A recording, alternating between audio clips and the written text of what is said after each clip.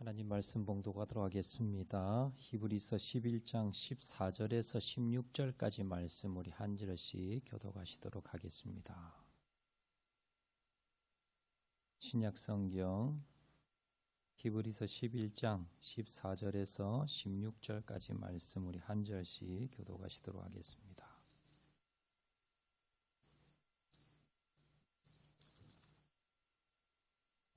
(364페이지입니다) 14절 말씀 제가 먼저 봉독합니다. 그들이 이같이 말하는 것은 자기들이 본향 찾는 자임을 나타냄이라.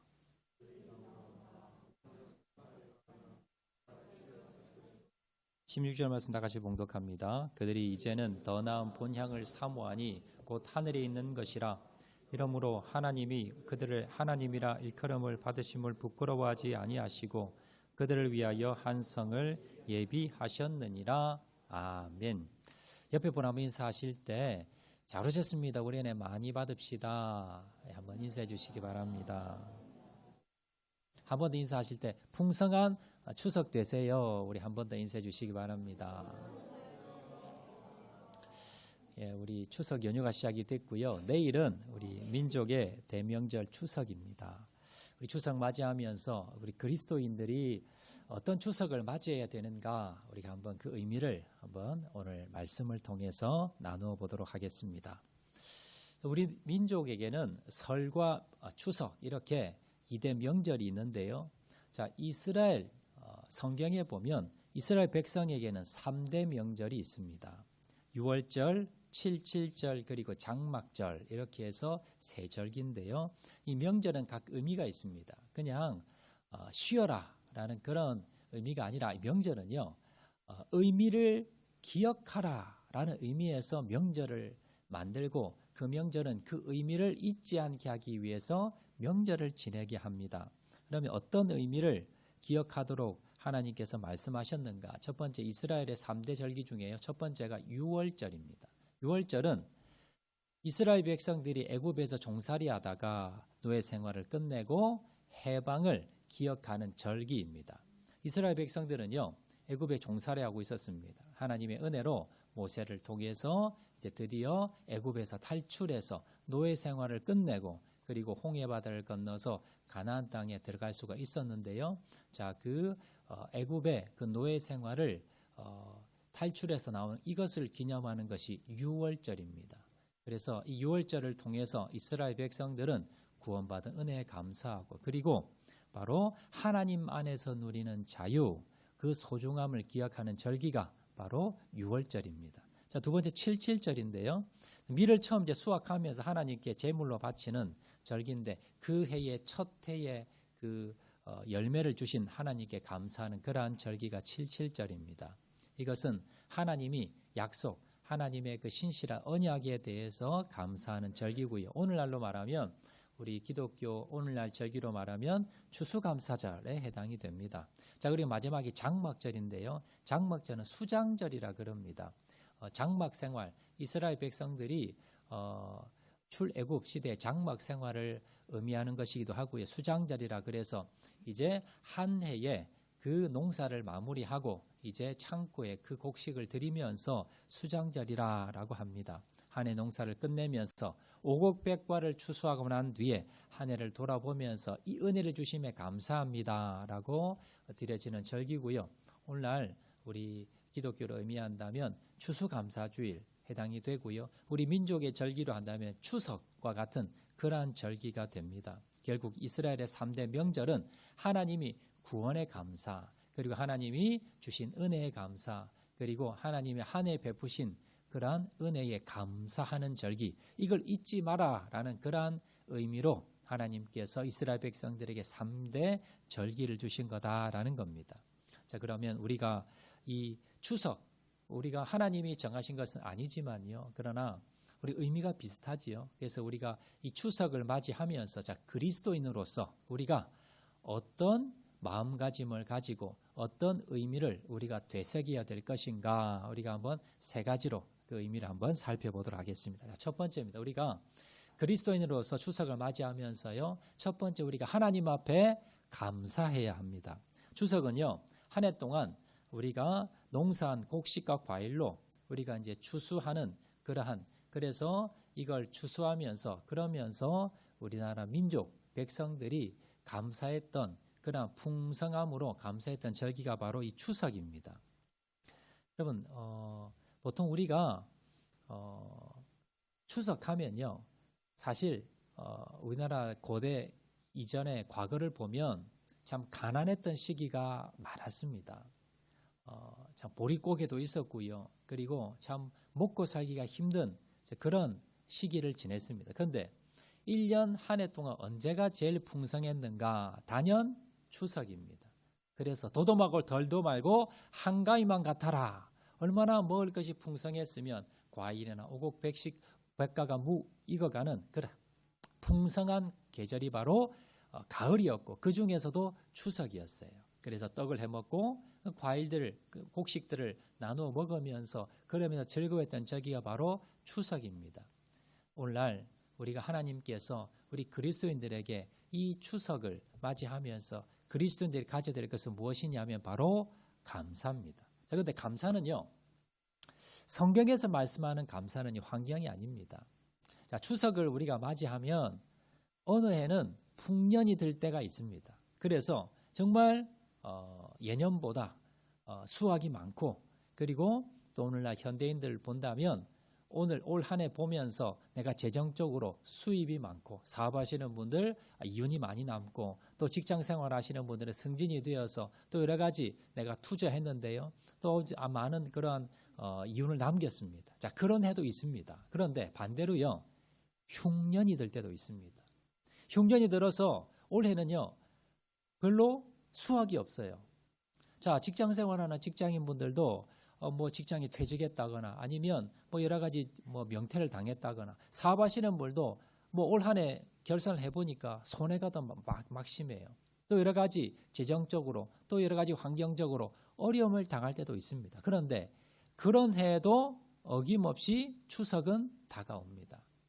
명절은 다가옵니다. 우리가 이 명절 맞이하면서 또 이스라엘 백성들의 그 명절의 의미를 우리가 돌아보면서 하나님께서 우리에게 원하시는 것이 무엇이냐면 환경과 상관없는 감사라는 겁니다. 성경에서 말씀하는 감사는요, 여러분 환경과 상관없는 감사입니다. 여러분 우리가 보통 언제 감사합니까? 우리가 취직이 됐습니다. 자녀들이 대학 입시 합격을 했습니다.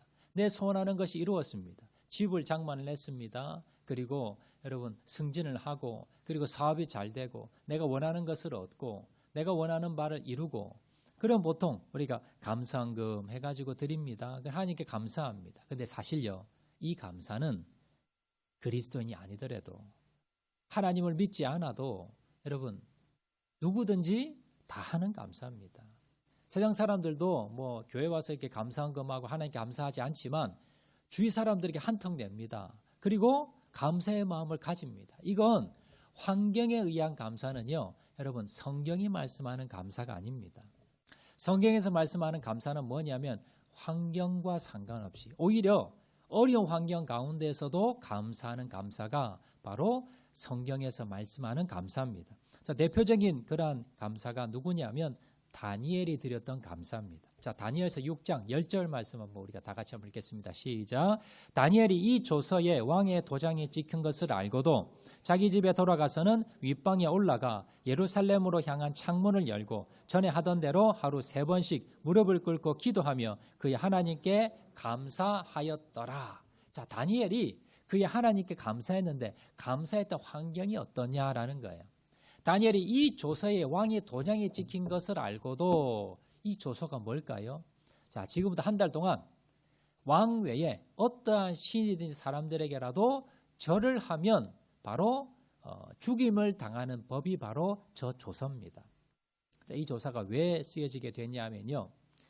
이방인 출신으로서 이 다니엘이 바로 출세가도를 달립니다. 바벨론의 포로로 끌려와서 그리고 다니엘은요. 왕조가 바뀌면서도 계속해서 총리의 자리에 왕의 신임을 받고 백성들의 신뢰를 받고 총리 자리에 계속해서 일을 하게 됩니다. 근데 이걸 시기 질투한 거예요. 그래서 어떻게 하면 다니엘을 좀 모함할 수 있을까? 어떻게 하면 다니엘을 죽일 수 있을까라고 연구를 하다가 한 가지 잡아낸 게 있는데 뭐냐면 다니엘이 하루 3번씩 예루살렘을 향해서 문을 활짝 열고 기도를 하는 겁니다. 무릎을 꿇고 기도하는 모습을 보면서 저거다. 이제는 한 달 동안 어느 누구든지 우리 왕 외에 어떠한 신이든지 기도하거나 무릎을 꿇고 절을 하면 그러면 이제 이 사람은 죽임을 당하는 법을 만든 겁니다. 다니엘을 모함하고 죽이기 위해서. 그래서 만든 법에 왕의 도장이 찍힌 것을 알고도 다니엘이 어떻게 합니까? 자기 집으로 돌아가 윗방에 올라가 예루살렘을 향해서 창문을 활짝 열고 전에 하던 대로 하루 3번씩 무릎을 꿇고 절을 하며 하나님께 기도했다는 겁니다. 여기까지는 믿음으로 할 수 있어요. 그런데 그 뒤에 대단한 것이 무엇이냐? 그의 하나님께 감사했다는 겁니다. 여러분 지금 감사할 상황이 아닙니다. 내 목이 달아날 상황입니다. 하나님, 내가 하나님 앞에 기도한 죄밖에 없는데 이게 내가 죽을 죄입니까? 왜 하나님 이 조서에 도장이 찍히게 하나님 내버려 두셨습니까? 얼마든지 원망하며 불평할 수 있는 상황입니다. 그럼에도 불구하고 다니엘은요 원망하지 않았습니다. 불평하지 않습니다. 어떻게 합니까? 감사했다는 거예요. 여러분 다니엘은 어떻습니까? 다니엘은 감사할 수 없는 환경에서 감사했고요. 성경에 말씀하는 이 감사가 바로 우리 다니엘이 드렸던 감사를 말씀하고 있더라라는 겁니다. 다니엘은요 어떻게 이 상황 속에서도 감사할 수 있었을까요? 그것은 바로 환경을 바라보는 것이 아니라 하나님을 바라봤어요.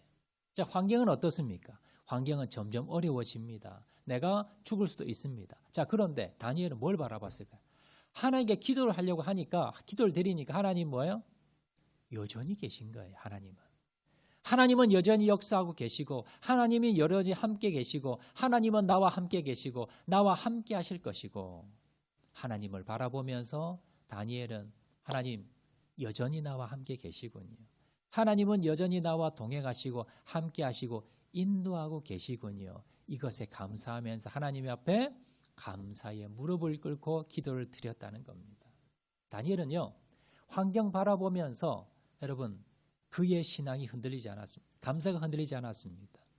여러분 우리는 사고가 나고 질병이 나고 어려움을 당하고 고난을 당하고 명태를 당하고 사업이 망하고 그러면 우리 마음 가운데 하나님 환경의 어려움 가운데 우리는 원망하며 불평합니다. 감사가 쑥 들어가 버립니다.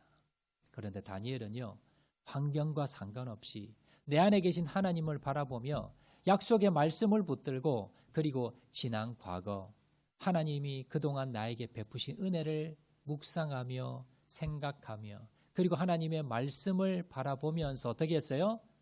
감사했다는 겁니다.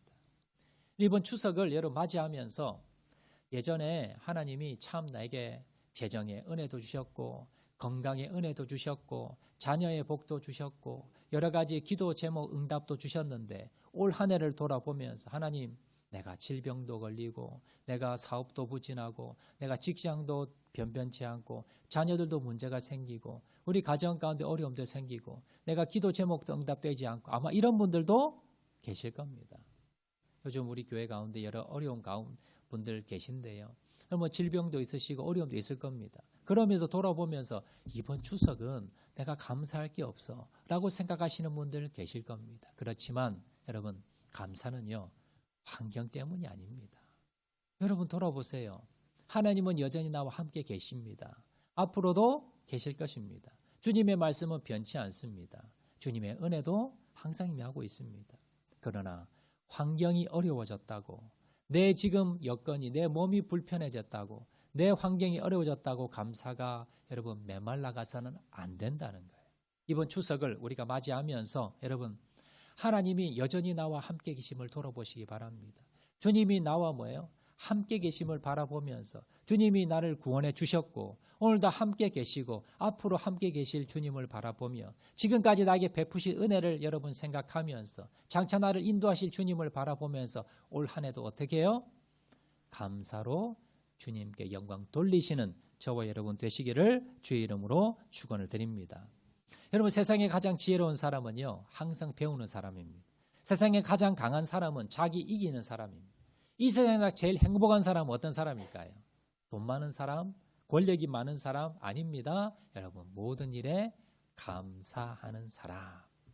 여러분, 행복한 사람 되시기 원합니까? 그러면 여러분, 감사를 되찾으시고 이번 추석을 맞이하면서 여러분 한 해를 돌아보시면서 감사로 하나님께 영광 돌리는 저와 여러분 되시기를 주의 이름으로 축원을 드립니다.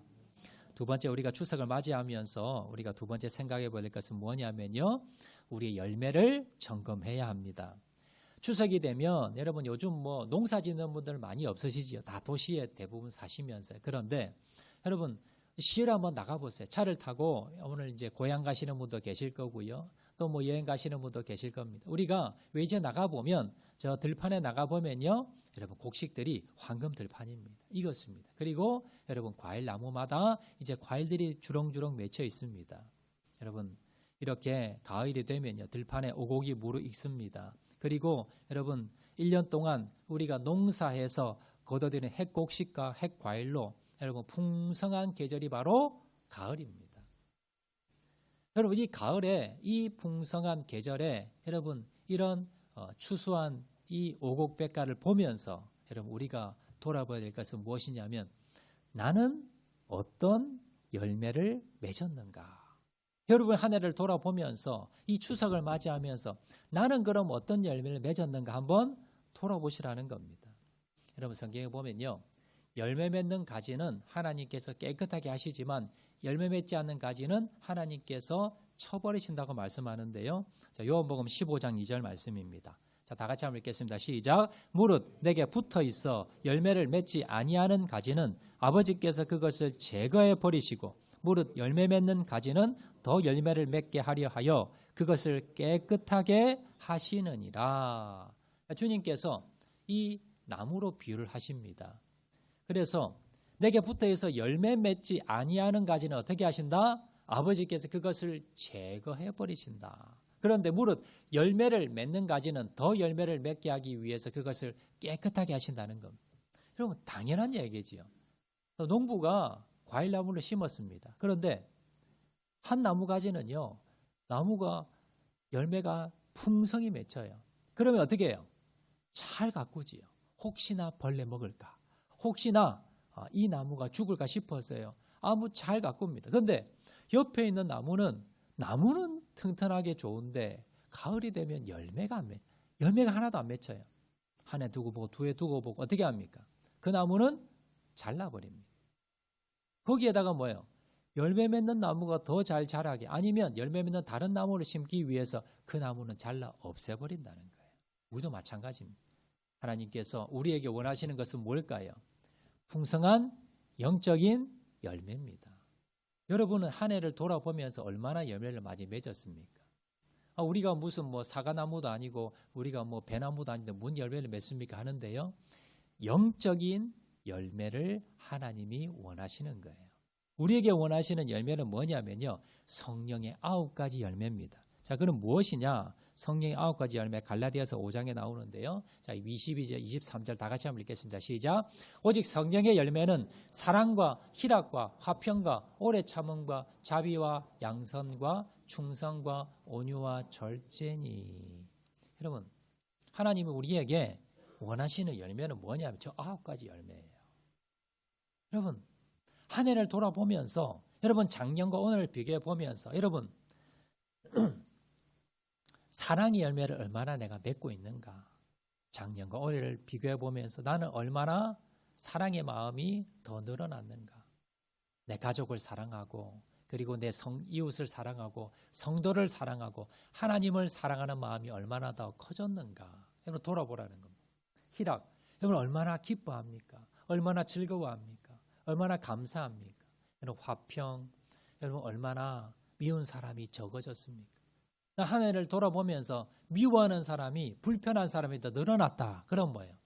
여러분의 열매가 줄어든 겁니다. 점점점 미워하는 사람, 불편한 사람이 적어져야 돼요. 오래 참음, 얼마나 인내하고 참고 있습니까? 자비와 양선, 여러분 얼마나 여러분들은 다른 사람에게 양선하고 자비합니까? 여러분 충성, 얼마나 주님 앞에 여러분 더 충성하고 있습니까? 온유하고 있습니까? 여러분 얼마나 절제하고 있습니까? 이것이 여러분들이 더 커졌습니까? 줄었습니까? 커졌다면 올해 열매를 맺은 겁니다. 그런데 이것이 점점 줄어들고 있다면 오히려 뭐예요? 여러분 하나도 열매 맺는 게 없더라는 겁니다. 또한 열매는 무엇을 의미하느냐? 여러분 영적인 열매, 여러분 전도입니다. 우리가 얼마나 죽어가는 영혼들에게 전도했는가, 또한 약하고 힘든 영혼들을 얼마나 세워줬는가. 교회 안에서요, 또 우리 가정에서 주위에서 믿음이 연약한 영혼들이 있습니다. 그 영혼들을 얼마나 나는 세워주고 있는가, 아니면 그 영혼들을 죽이고 있었는가, 아니면 죽어가는 영혼들을 내가 얼마나 전도했는가. 이게 영적인 열매입니다. 여러분 이걸 돌아보면서 나는 올 한 해 어떤 열매를 맺었는가를 돌아보시기 바랍니다. 내면적으로 여러분 성령의 열매, 인격의 성숙입니다. 여러분 믿음의 성장입니다. 나는 믿음이 성장됐는가? 내 인격은 성숙했는가? 그리고 영적인 열매, 얼마나 나는 복음을 전하고 얼마나 나는 믿음의 영적인 그러한 다른 사람들을 세우고 있는가? 이걸 돌아보시라는 겁니다. 이걸 돌아보면서 나는 열매를 얼마나 맺었는가 여러분을 돌아보시라는 겁니다. 그러면 우리가 영적인 열매를 맺기 위해서는 어떻게 하셔야 됩니까? 요한복음 15장 5절에 나옵니다. 요한복음 15장 5절 다 같이 한번 읽겠습니다. 시작. 나는 포도나무여 너희는 가지라. 그가 내 안에 내가 그 안에 거하면 사람이 열매를 많이 맺나니 나를 떠나서는 너희가 아무것도 할 수 없음이라. 어떻게 하면 열매를 많이 맺습니까? 그가 내 안에 내가 그 안에 거하면, 저기 거한다는 것은 그냥 계신다는 것이 아니라 통치입니다. 다스린다는 거예요. 내가 예수님을 영접하면 예수님 내 안에 거하십니다. 그런데 내 안에 손님으로 계실 때도 있고 주인으로 계실 때도 있어요. 손님은요, 우리가 주님을 잘 모시기는 모시는데 손님으로 모시는 분들이 계세요. 뭐냐면 내가 인생의 모든 판단과 생각과 무엇은 결정을 할 때 내가 뭐예요?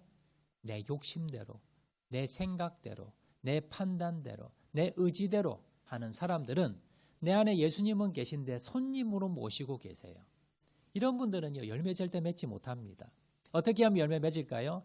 내 안에 계신 주님께서 손님이 아니라 주인으로서 내 안에 내가 어떤 것을 판단하고 결정하고 어떤 것을 선택하고 내가 내 욕심과 내 육신의 소욕을 따라 선택하고 판단하는 것이 아니라, 생각하는 것이 아니라 내 안에 주님의 말씀대로, 주님의 뜻대로, 성령의 인도하심대로 내가 하고 싶지 않지만 내 안에 주님이 주인이시기 때문에 내가 하는 겁니다. 내가 하고 싶지만 그러나 내 안에 주인이 주님이시기 때문에 내 욕심대로 하는 것이 아니라 주님의 뜻대로 사는 겁니다. 이것이 뭡니까? 내 안에 주님께서 계시고 내가 그 안에 거하는, 주님께서 내 안에 거하시는 거라는 거예요. 내 안에서 주인으로서 주님께서 통치하시는 겁니다. 여러분 이런 삶을 여러분 되셔야 여러분들이 영적인 열매, 풍성한 성령의 9가지 열매를 맺을 수 있다는 것을 여러분 기억하시기 바랍니다. 그러기 위해서는요, 내 안에 생각, 욕심, 내 안에 옛자, 이거 뭐예요? 날마다 십자가 못 박는 겁니다. 그리고 내 안에 예수님께서, 주님의 말씀이 나를 통치하게 이끌어 가시도록 나를 맡겨드리는 거예요. 그리고 내 안에서 그 성령의 민감한 음성에 여러분 반응하시고 회개하시고 주님의 인도하심 따라 살아가는 삶, 이것이 뭡니까? 이것이 바로 성령이 열매 맺는 비결이라는 것을 여러분 기억하시기 바랍니다. 자, 세 번째 마지막입니다. 우리가 추석을 맞이하면서 우리가 어떤 우리가 의미를 되새겨야 되는가? 세 번째는요, 본향을 사모하셔야 됩니다. 우리가 추석이 되면 많은 분들이 민족에 대이동을 하지요. 그래서 고향을 찾아가시고 부모님을 찾아가고 친척들을 찾아다니면서 통계로 본다면 우리나라 전체 인구의 75%가 이동을 한다. 그래서 민족의 대이동이다라고 합니다. 요즘 TV 보니까요, 추석이 되니까 어디를 가냐면 해외여행을 많이 가요. 그래서 뭐 공항이 지금 뭐 역대 최고로 여러분 공항에 많은 사람들이 그렇게 몰린다라고 하는데, 여러분 그래도 해외 나가는 사람보다는 고향 가는 사람이 아직도 훨씬 많습니다. 자, 우리가 이 고향을 이렇게 가면서 오늘도 여러분 우리 고향에 이제 가시라고 우리 오늘 오후 예배도 없고요. 또 여러분들이 이제 고향 가시라고 이제 그렇게 우리가 편리를 우리 그렇게 하기로 했는데요. 여러분들이 이렇게 고향 아마 오늘도 예배 마치고 나신 뒤에 아마 고향 많이 가실 겁니다. 그러면서 여러분들이 육신의 고향도 있지만 영적인 고향이 있다는 걸 여러분 기억하시라는 거예요. 영적인 고향이 어디 있습니까? 히브리서 11장 16절에 말씀합니다. 자, 다 같이 한번 읽겠습니다. 시작. 그들이 이제는 더 나은 본향을 사모하니 곧 하늘에 있는 것이라 이러므로 하나님이 그들의 하나님이라 일컬음을 받으심을 부끄러워하지 아니하시고 그들을 위하여 한 성을 예비하셨느니라. 여기 보시면 그들이라고 나오지요. 자, 그들이 누구냐면요. 믿음의 조상들입니다. 바로 아벨, 그리고 에녹, 노아, 아브라함 이런 분들입니다. 이들이 이제는 더 나은 본향을 사모하니 여기 더 나은 본향은 이 믿음의 조상들은 다 자기 고향들이 있었어요. 그런데 그 고향을 얼마나 여러분 그리워하고 사모했겠습니까? 그런데 그보다 더 나은 본향이 있다는 거예요. 이 본향이 어디입니까? 이것은 곧 하늘에 있는 것이라. 이건 뭘 의미합니까? 천국을 의미합니다.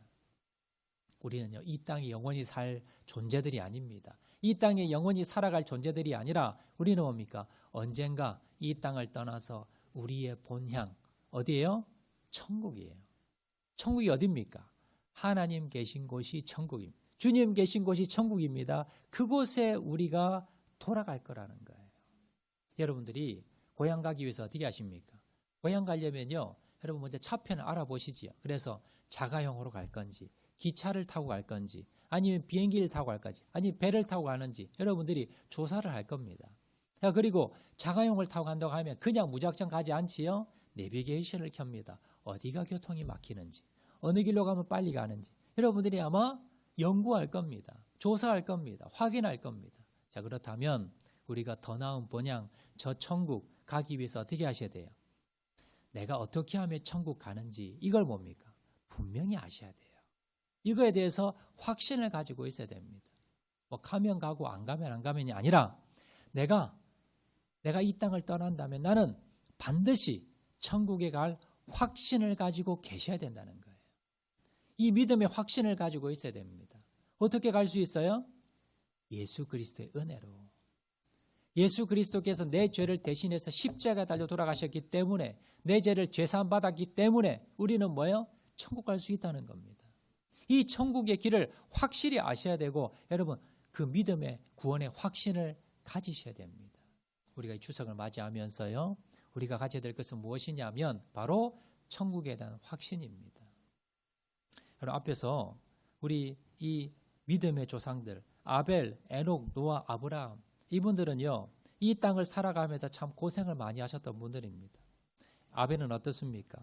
바로 형에게 억울한 죽음을 당했습니다. 에녹은 바로 노아는 어떻습니까? 노아는 당시 많은 사람들에게 왕따를 당했고요. 아브라함은 어땠습니까? 아브라함은 고향을 떠나서 평생 떠돌이 생활했던 사람이 아브라함입니다. 이들은요. 세상에 살아가면서 여러 가지 고난을 당하고 어려움을 당하고 떠돌이 생활을 했습니다. 억울한 일을 당했습니다. 그렇지만 이들의 공통점이 뭡니까? 바로 천국 더 나은 본향을 향하는 믿음이 있었다는 거예요. 그래서 이들이 억울함도 당했고요. 고난도 역경도 당하고 나그네 삶을 삶이었지만 그러나 그들은 뭡니까? 소망을 잃지 않았다는 겁니다. 나는 장차갈 본향, 저 하늘나라에 있는 본향이 있다는 걸 그들이 믿었기 때문에 이 땅을 살아가면서 믿음의 삶을 살 수가 있었다라는 겁니다. 우리가 고향을 가면서요. 여러분들이 한 번 더 점검하세요. 나는 지금 죽어도 천국 갈 자신이 있는가? 내가 갈 본향이 나는 준비되어 있는가? 그리고 나만 가는 것이 아니라 우리 가족 모두가 갈 수 있는가? 이걸 여러분들이 돌아보셔야 돼요. 그리고 이번에 추석에 가족들 아마 친지들 모일 겁니다. 그때에 뭐예요? 우리 가족들도 같이 갈 수 있도록 전도의 기회로 삼으셔야 된다라는 겁니다. 여러분 말씀 맺도록 하겠습니다. 여러분 얼마나 하루에 얼마나 천국에 대해서 여러분 사모하십니까? 천국에 대해서 얼마나 여러분들은 묵상하고 계십니까? 이번 추석을 맞이하면서 여러분, 내가 주님 이번 추석을 통해서 먼저 첫 번째로는요, 내가 한 해를 돌아보며 감사하는 성도가 되시기 바랍니다. 올 한 해 여러분 소원이 이루어지지 않았다 하더라도, 고난과 역경이 있다 하더라도 하나님 앞에 먼저 감사하시는 저와 여러분 되시기를 주의 이름으로 축원을 드립니다. 두 번째는요, 여러분 열매를 점검하세요. 여러분들이 나는 올 한 해 어떤 열매를 맺었는가, 어떠한 영적인 열매를 맺었는지 여러분 돌아보시기 바랍니다. 세 번째는요, 고향 가시면서 나는 저 천국 본향을 사모하고 있는가, 나는 저 천국 본향을 오늘 죽어도 확실히 갈 수 있는가, 여러분 우리 가족 모두가 갈 수 있는지 여러분들 한 번 더 돌아보시면서 이런 세 가지의 은혜를 기억하면서 지내시는 명절 추석 되시기를 주의 이름으로 축원을 드립니다. 자, 우리 말씀 생각하면서 한번 찬양하도록 하겠는데요, 저 높은 곳을 향하여 우리 한번 찬양하도록 하겠습니다.